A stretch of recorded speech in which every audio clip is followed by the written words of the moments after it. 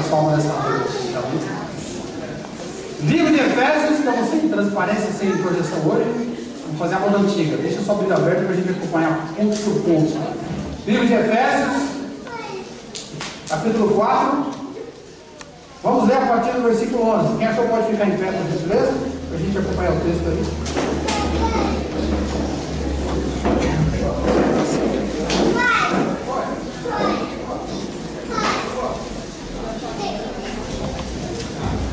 Livro de Efésios, capítulo 4, versículo 11. Dê uma olhada para a direita, para frente, para trás, para frente. Ver se alguém se Bíblia. Vamos compartilhar o texto sagrado. Veja se alguém procurando Efésios lá no livro do Apocalipse. Não. Mais para frente, Dudu, mais para frente. Achou aí, não? Livro de Efésios, capítulo 4, versículo 11. Quem achou de igual, glória?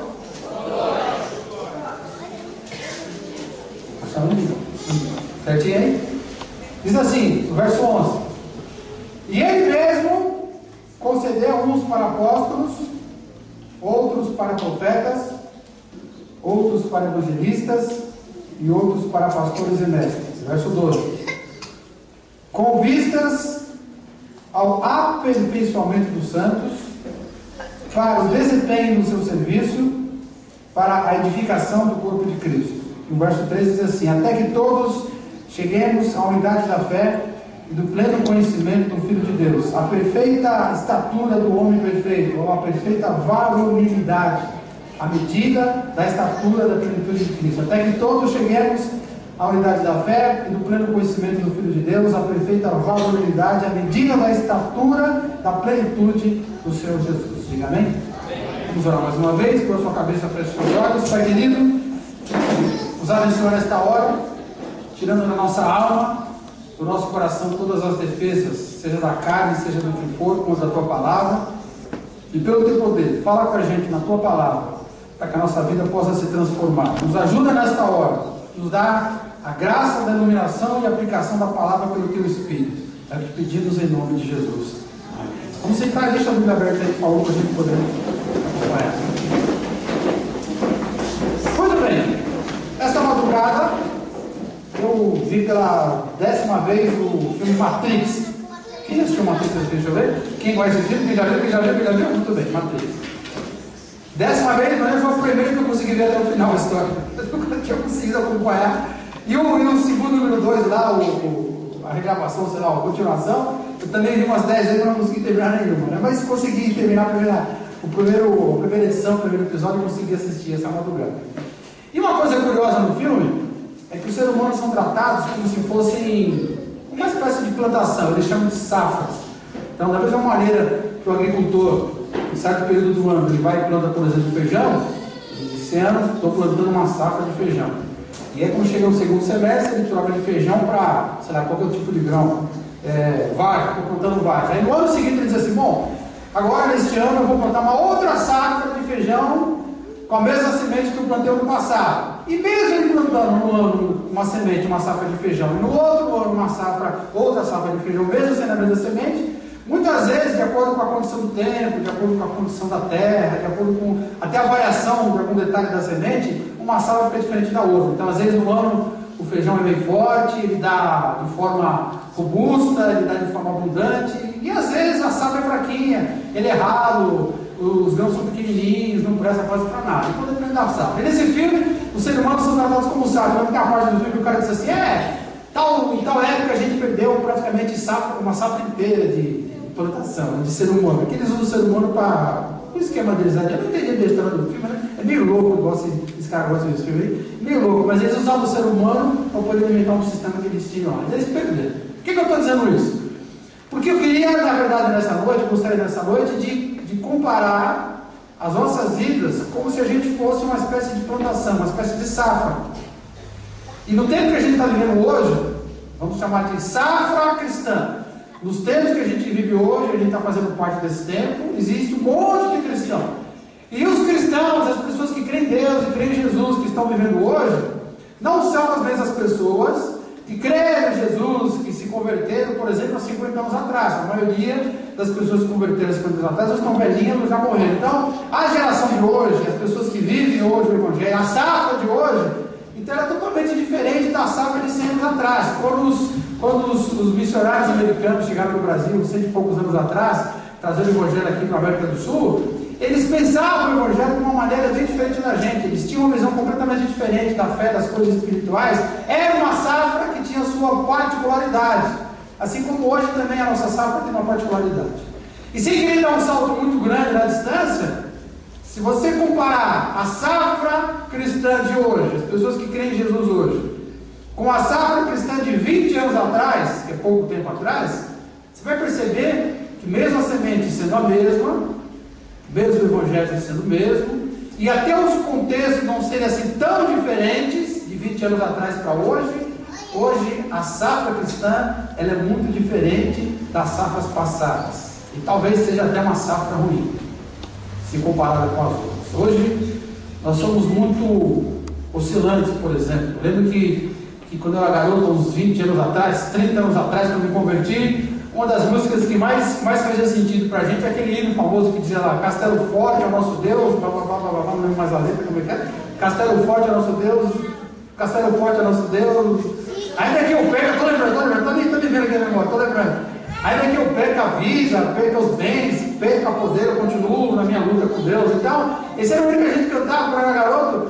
E ele falava o seguinte: olha, mesmo que eu sofra, mesmo que eu me lasque por inteiro, eu vou continuar crendo, eu vou continuar insistindo, eu vou continuar amando a Deus. E hoje a nossa geração, a nossa safra, ela não pode cantar mais assim, nem se quisesse. Porque para nós, se a coisa aperta um pouquinho, a gente já pensa em desistir do caminho espiritual. No passado, a gente tinha um zelo muito grande, como por exemplo a lógica da coisa toda. Como é que você sabe que a Bíblia é um livro inspirado e o Alcorão não é? Como é que você sabe que o Evangelho de Kardec não é a palavra de Deus, é a Bíblia Sagrada? Como é que você sabe? Então, no passado, alguns anos atrás, havia uma preocupação muito intensa de saber os porquês. E eu lembro que é um livro pequenininho, que o título é Crer também é pensar. E eu estava vendo um vídeo essa semana, um videoclipe, e era justamente o contrário. Havia uma placa com duas setas. Por um lado apontando razão, do outro lado apontando fé.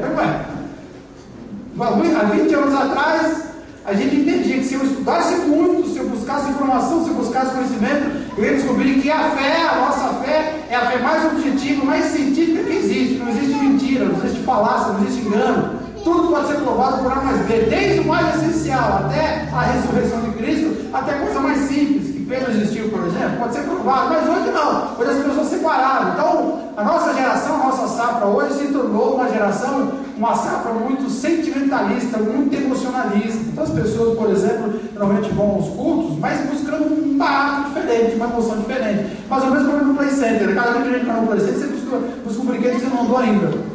Para quem gosta, eu não gosto do Play Center. As poucas vezes que eu fui, eu passei mal, vomitei, quase morri, sabe? Passei mal.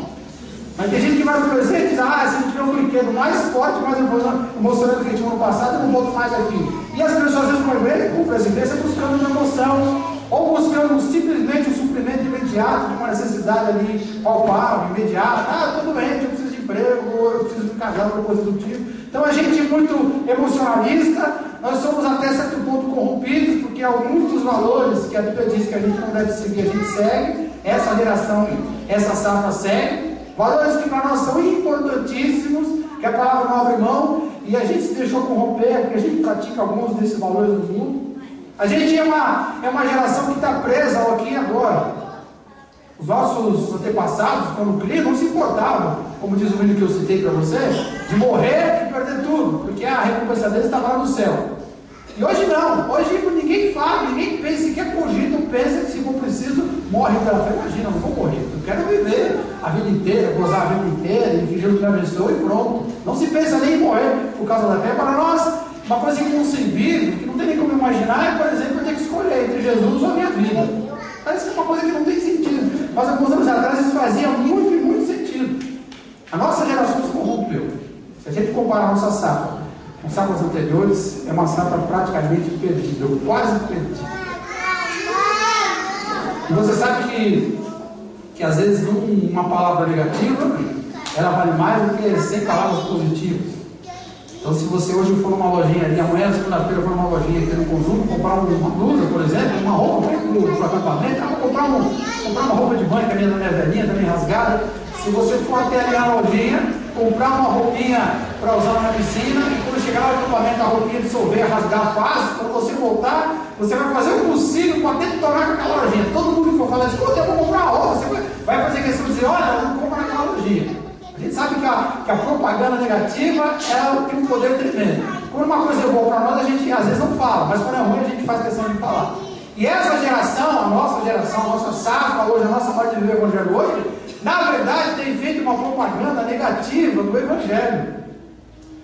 Há um tempo atrás, os intelectuais, por exemplo, quando olhavam para algumas pessoas, alguns líderes da igreja evangélica, os intelectuais brasileiros, eles tinham um certo respeito, tinham uma certa reverência.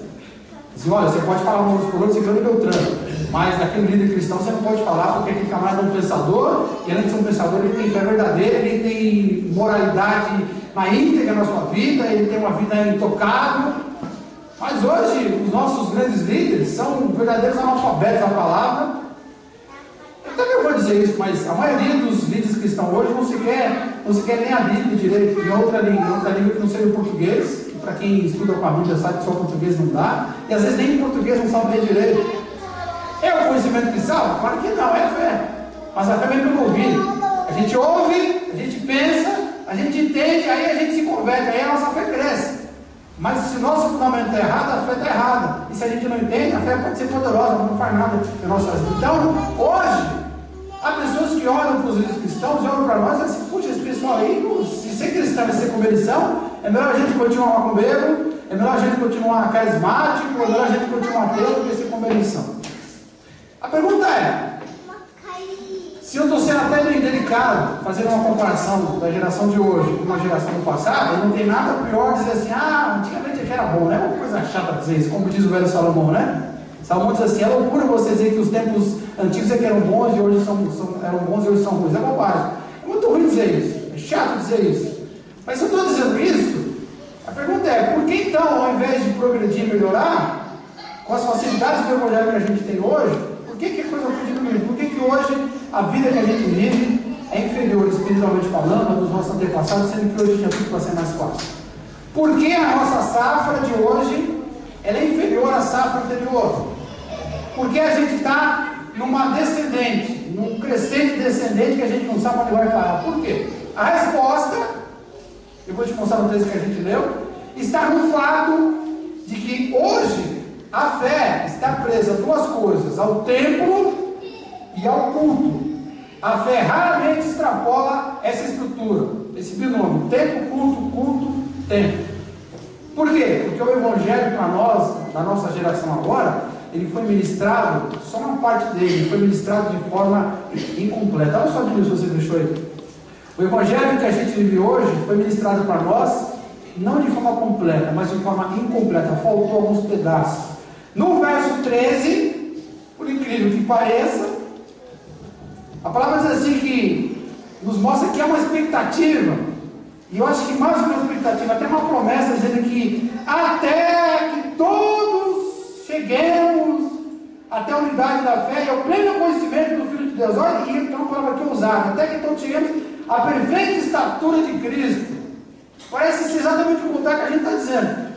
O texto parece que diz assim, olha, vocês precisam se mobilizar, algo tem que acontecer, porque Deus está esperando que ao invés de haver uma crescente descendente, haja então uma crescente ascendente. É como se dissesse, olha, Deus está esperando que com o passar do tempo, todos vocês, toda essa safra, toda essa geração, cresça na fé, mas cresça na espiritualidade, cresça tanto na comunhão de Deus, mas cresça tanto, como diz o verso 13, chega até a ficar parecido aquilo que era Jesus aqui no mundo. Como era a vida espiritual de Jesus? Como era a moral de Jesus? Como era a relação de Jesus com Deus? Como era a fidelidade de Jesus para com Deus? Como era a espiritualidade de Jesus para com Deus? Como que Jesus lidava com as coisas espirituais? Como era esse Jesus? Quem era esse Jesus diante de Deus? E esse texto, verso 13, parece uma loucura, que ele diz assim, na maior naturalidade possível, como se para nós fosse natural. Olha, vamos trabalhar e a gente está esperando que vocês cresçam até ficarem parecidos com Jesus. No final, ele usa aqui a palavra, a medida da estatura da plenitude de Cristo. Olha para mim aqui, ó. Quantos cristãos você conhece de ver, de conversar, Se for você, melhor ainda. Mas quantos cristãos você conhece, de ver, de conversar, você pode dizer assim, esse camarada, eu acho que ele está num patamar ali, ó, se não igual, mas muito perto do patamar de Jesus. Quantos você conhece? Quantos? Nem novo, nem velho, nem homem, nem mulher, nem de uma denominação, nem outra. Eu tenho muitos anos de jornada cristã e hoje eu não consigo me lembrar de nenhum cristão que eu conheça que eu possa dizer, esse camarada para mim é um modelo, porque ele é muito parecido em santidade, em comportamento, em atitude, em postura, é muito parecido com aquilo que seria Jesus se vivesse nos nossos tempos. E o texto diz que Deus está esperando que a gente se torne esse modelo para os outros. Olha que coisa louca! Por que a gente está incompleto? Por que a gente está falho?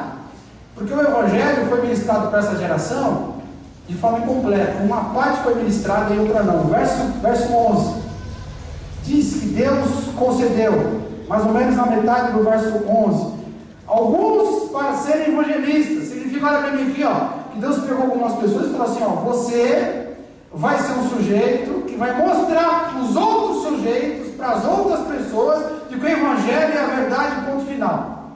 Você vai argumentar acerca da fé. Então, nós passamos por um processo, ou deveríamos ter passado para estarmos aqui hoje, e passamos por um processo em que nos foi mostrado, conversaram com a gente, falaram para nós, abriram a Bíblia, explicaram, provaram, por A mais B, de que o Evangelho é a verdade, ponto final, que Jesus realmente viveu, morreu, ressuscitou, que a palavra é verdade, não há dúvida. Nós deveríamos ter passado por esse processo. Mas se lembra aí como é que você foi evangelizado? Talvez você tenha sido evangelizado, talvez você veio para a igreja porque você tinha um amigo que estava na igreja. Um dia você estava aqui, sentiu um troço muito louco, e de repente você viu convertido. Qual foi o argumento que usaram para você? Faltou essa parte do argumento, e hoje ela faz diferente. Faz a diferença. Lá no verso 11 ainda diz que alguns foram dados para serem apóstolos. E o apóstolo é aquele camarada que se aproxima de alguém que já foi evangelizado e diz assim, vem cá, agora que você se convenceu que o Evangelho é verdade absoluta, eu vou te ensinar o fundamento da fé. Olha, arrependimento é isso aqui, ó. Perdão é isso aqui. O juízo final é isso, isso, isso. As coisas eternas são essas e essas. A sua vida agora é assim, assado. É o camarada que vem e coloca os primeiros alicerces. O evangelista vem com o terreno, convence que você é aquele caminho que você tem que seguir, e aí vem o apóstolo e coloca ali os fundamentos. Quem foi, se é que houve alguém que sentou com você ali e te mostrou todas as bases da fé, falou do juízo final, como diz o livro de Hebreus, te ensinou a doutrina da imposição de mãos, te falou sobre como é que funciona o jejum, te falou como é que você perdoa e consegue o perdão, como é que você muda o seu comportamento, como é que você lida com as tentações e vence.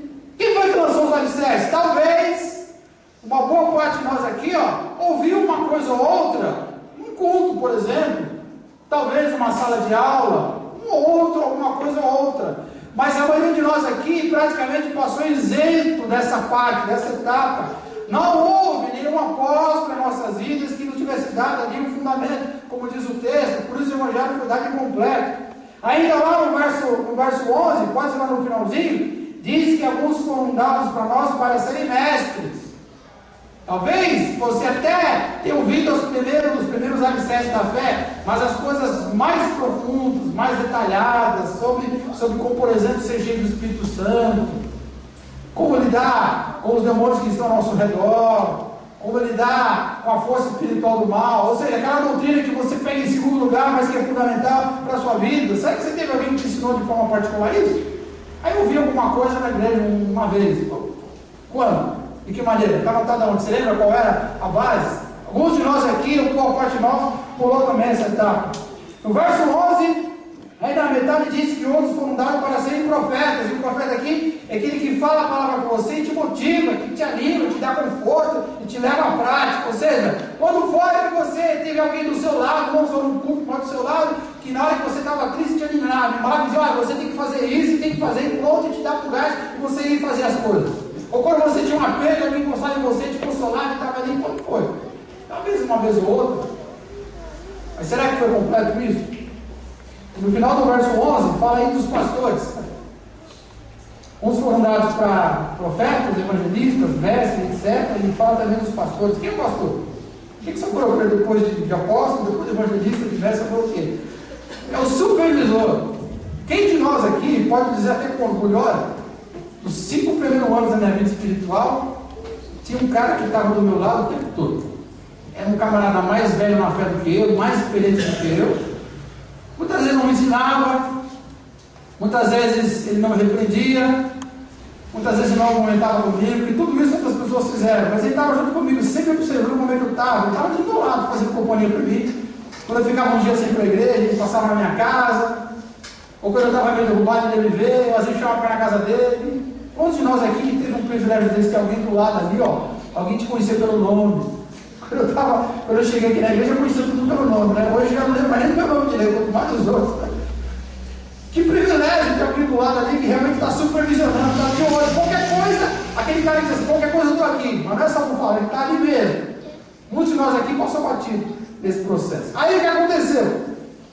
Se o texto está correto, está mesmo, se a palavra de Deus é verdadeira, e é mesmo, o texto diz que Deus espera que a gente chegue até a plenitude de Cristo. Ela diz que para você chegar na plenitude, você tem que passar por esse processo todo, sem pular etapa nenhuma, e cumprir cada uma das etapas por completo. Mas se o Evangelho foi mostrado para nós de forma incompleta, então o Evangelho pós-vivido vai ser também incompleto, imperfeito. A ministração do Evangelho, ela só pode acontecer dessa maneira que eu estou te falando. Olha para mim aqui, pelo amor de Deus. A ministração do Evangelho, para ser completa em cada uma dessas etapas, para você ter a ferramenta para poder crescer até ficar parecido com Cristo, presta atenção, só pode acontecer se a sua vida espiritual estiver dentro de um pequeno grupo de relacionamento. Ponto final.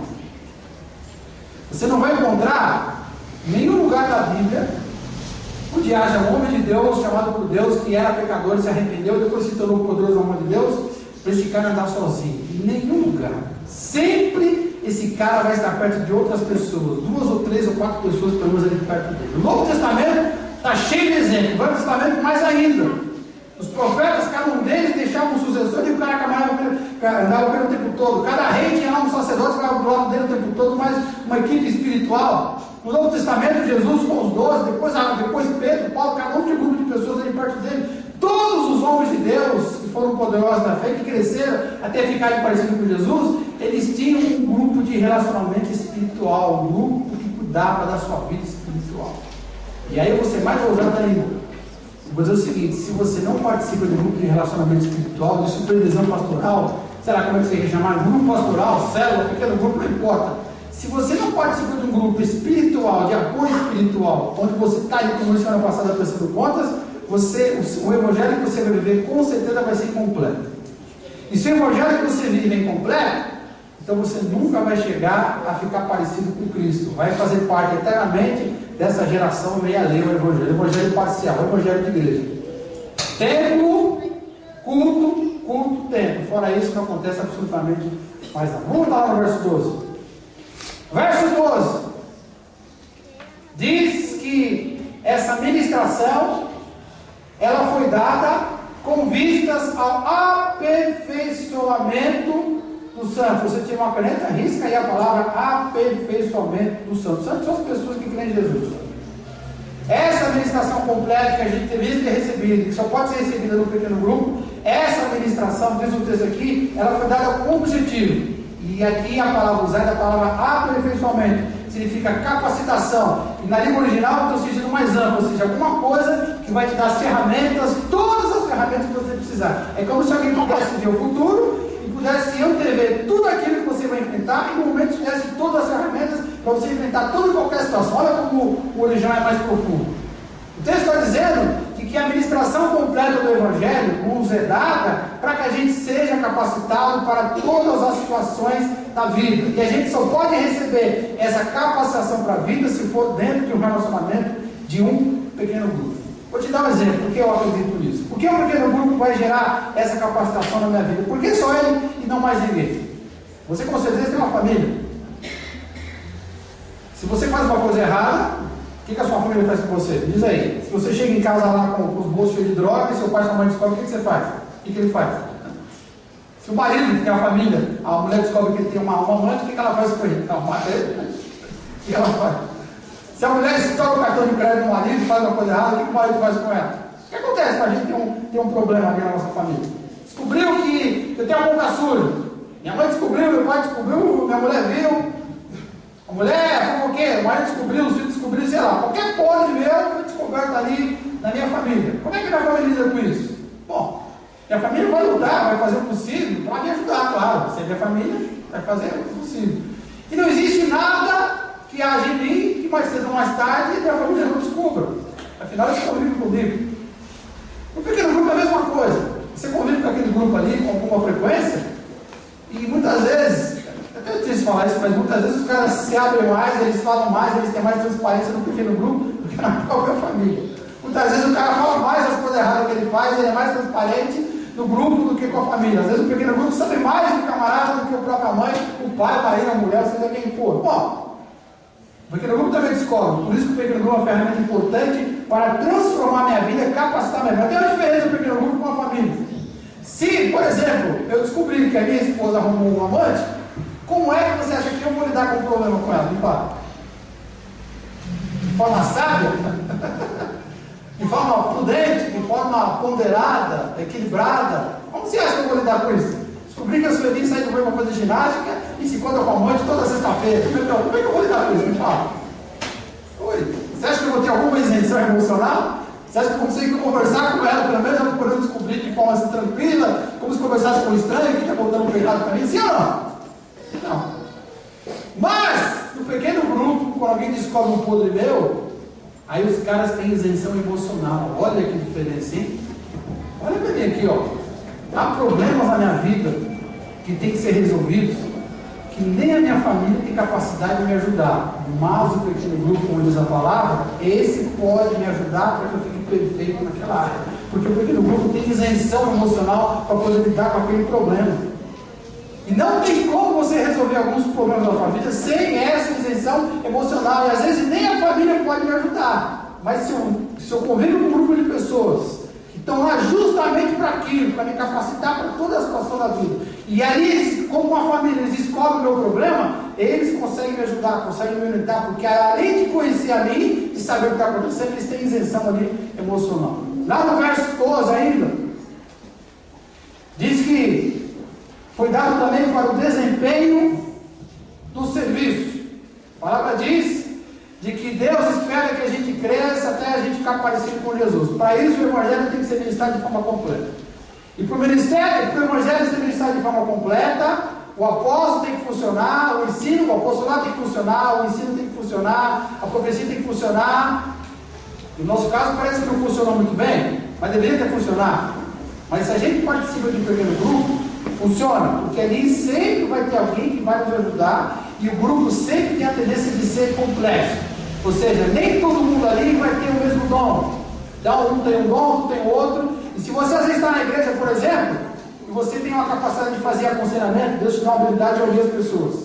E te deu sabedoria para você conversar com as pessoas e orientar. E você está na igreja, pode até ser uma igreja pequena, umas 100 pessoas mais ou menos.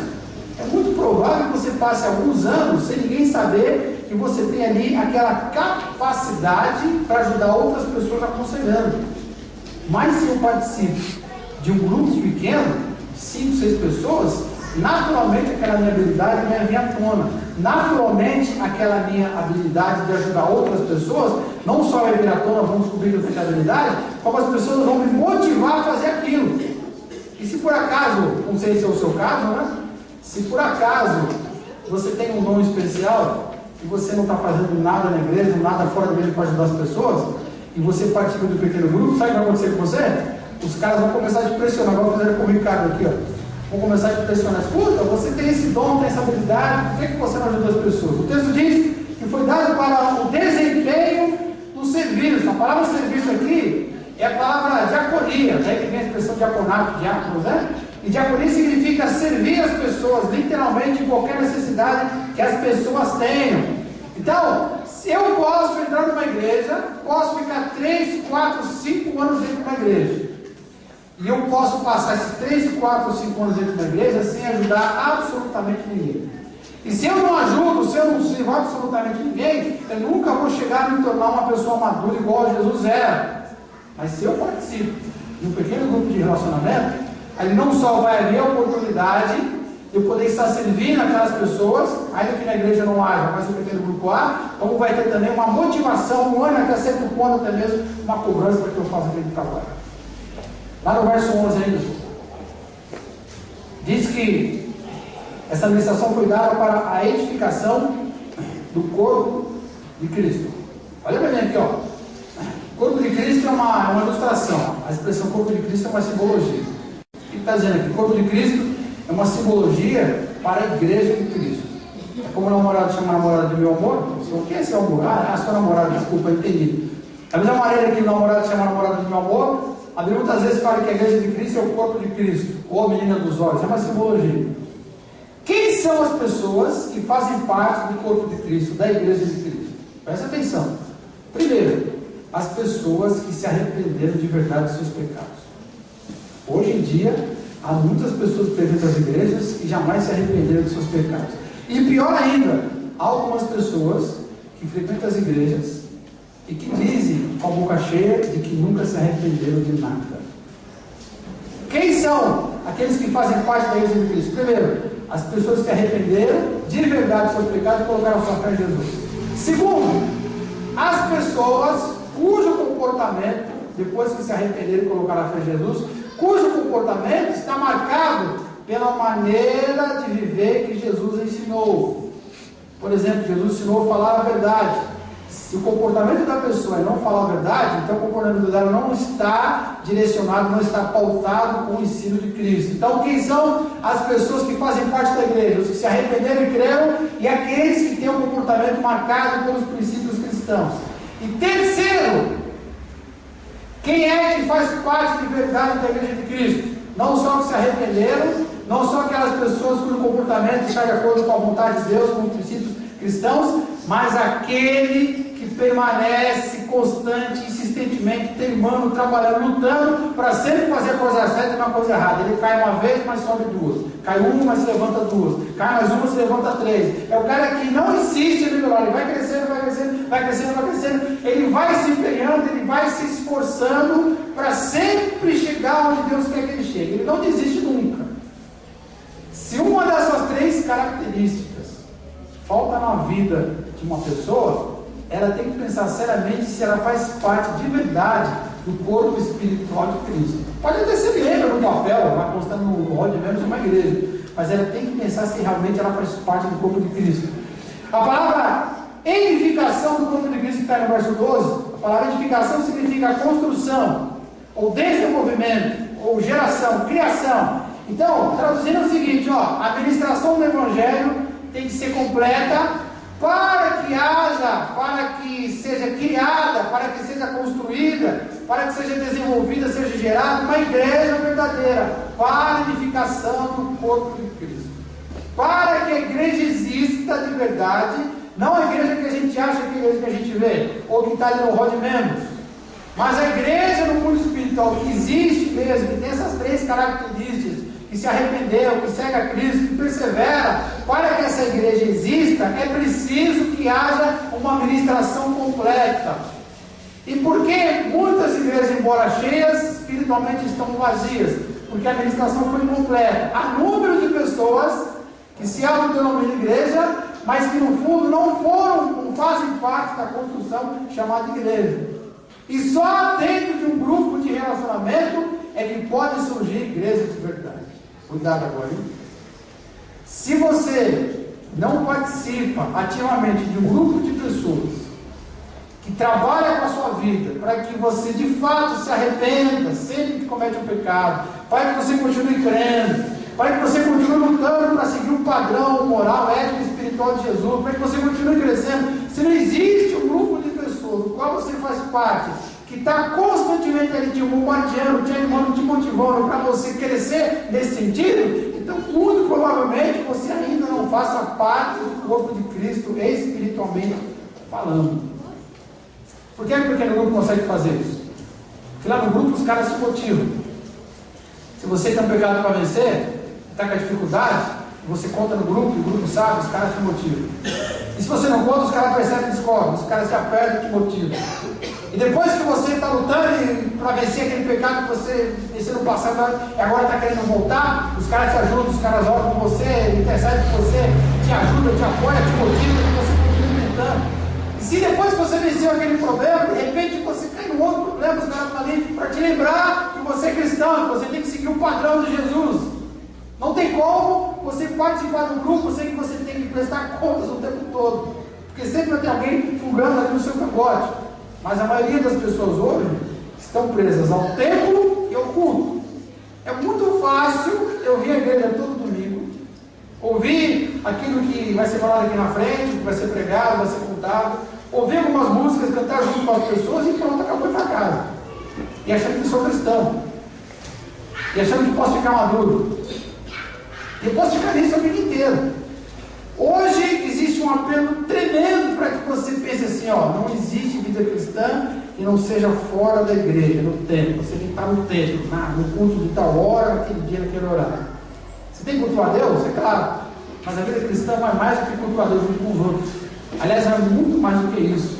Aliás, o culto que a gente presta aqui de forma coletiva, ela é uma representação da nossa vida diante de Deus todos os dias. A maneira com que a gente vive diante de Deus todos os dias, ela reflete aqui na hora do louvor. A gente fala assim, aqueles 6 meses que eu vou para a igreja não sinto nada.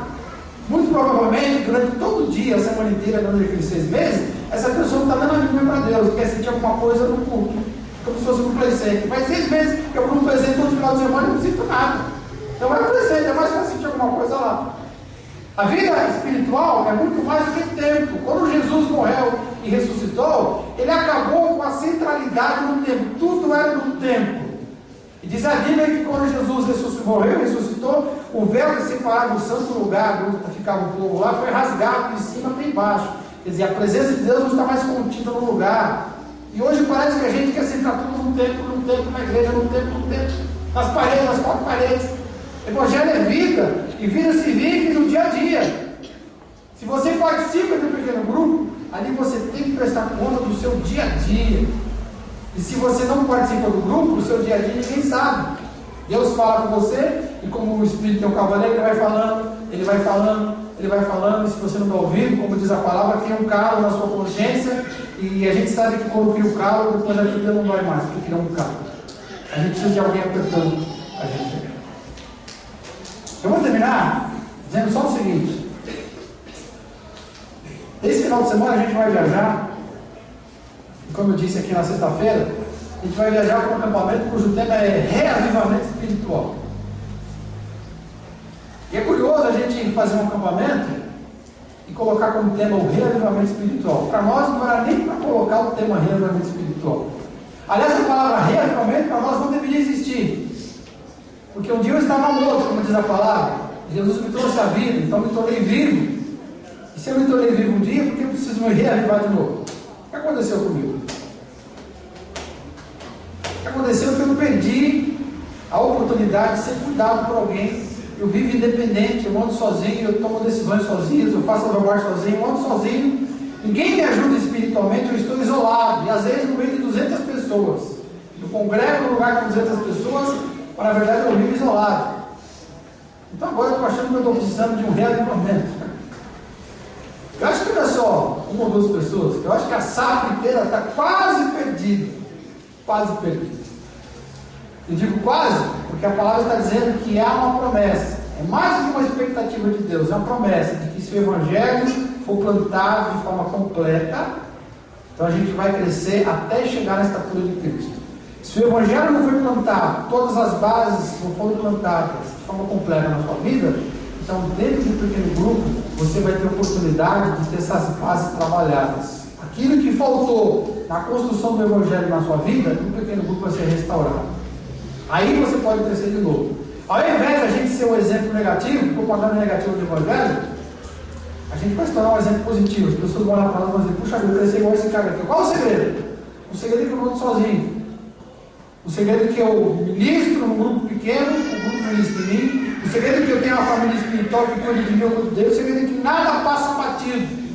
Deus me colocou ali, eles me motivam, eles me animam, eles me fortalecem, eles me cobrem, me dão uma dura. Não tem como. Eu sou cuidado, eu sou supervisionado, a palavra é plantada, eu sou ministrado, eu sou consolado, eu estou ali o tempo todo. Por isso que eu estou em pé, por isso que eu sou com Deus. Essa é a expectativa de Deus. Se o Evangelho não foi completo, então vamos tornar o completo em nome de Jesus. Diga amém. Vamos ficar em pé. Ele mesmo concedeu uns para apóstolos, outros para profetas, outros para evangelistas, outros para pastores e mestres, com vista ao aperfeiçoamento dos santos, para os empenhos do seu serviço, para a edificação do corpo de Cristo, até que todos cheguemos à unidade da fé e do pleno conhecimento do Filho de Deus, a perfeita estatura, a medida da estatura da plenitude de Cristo. Louvado seja o nome do Senhor. Vamos orar mais uma vez. Pai querido, em nome de Jesus,